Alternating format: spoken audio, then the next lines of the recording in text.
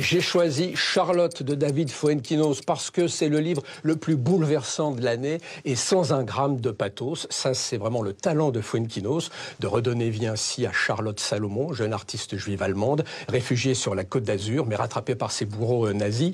Et alors Fuenquinos, transcendé, quitte son registre habituel de la comédie et raconte cette vie à la manière d'un long poème en prose. C'était casse-gueule, mais c'est réussi et on lit comme Charlotte a vécu en apnée et dans l'urgence. J'y arrive, ça y est, j'ai fini ce texte qui est une victoire sur l'oubli et la mort.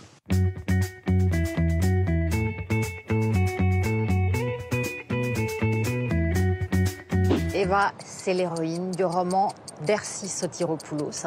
C'est une jeune femme qui est tellement surprenante, qui est tellement drôle, vivante, que vous avez l'impression de la voir juste à côté de vous. Et c'est une bonne nouvelle, parce que Eva, c'est un remède contre l'ennui. C'est une jeune femme qui dérive dans la ville d'Athènes pendant une nuit, Athènes en crise.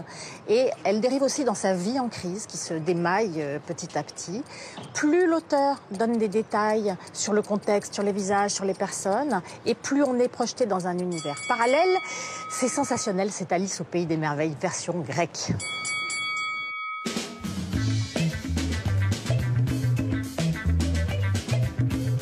Alors cet été, j'ai décidé de vous conseiller le livre d'Arturo Pérez-Reverte qui s'appelle La patience du franc-tireur et qui est un roman formidable parce que c'est un roman qui est consacré à l'art de la rue, aux graffeurs, à ces gens qui dessinent des dessins sur les murs. C'est à la fois un magnifique roman d'aventure parce que ces graffeurs sont des rebelles, sont des gens qui sont contre l'ordre établi, et c'est également une réflexion sur la place de cet art, les graffeurs. Est-ce que ce sont des imposteurs ou est-ce que c'est une nouvelle forme d'art moderne? C'est la question qui est posée. Vous permettez que je termine dans ce magnifique roman d'aventure que je conseille vraiment pour cet été.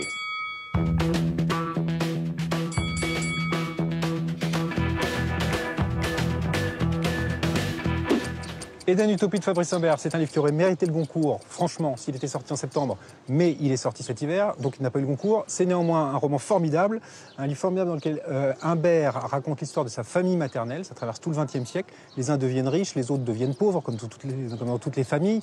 Les uns s'engagent à l'extrême gauche. Il y a une histoire d'action directe qui est racontée de manière vraiment passionnante. Et pendant ce temps-là, une autre partie de la famille se rapproche des cercles de la Mitterrandie, enfin de la Rocardie plus exactement. Le modèle, c'est les Rougon-Macquart d'Émile Zola, appliqué à sa propre famille. Et non, en 30 secondes, je peux pas. Voilà, c'est pas possible.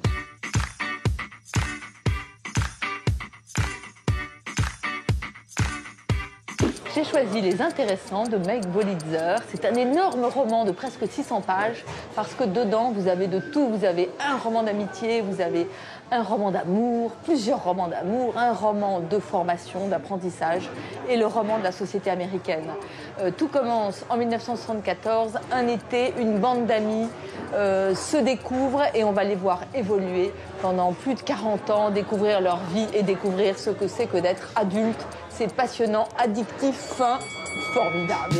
Je l'attendais. Je me suis dit, il va sonner. Ah non, j'avais encore du temps? Non. Cet auteur qui a mis des années à écrire ce livre, au lecteur qui va prendre des journées entières de plaisir à le lire, le résumer en 30 secondes, c'est presque honteux ce que vous faites.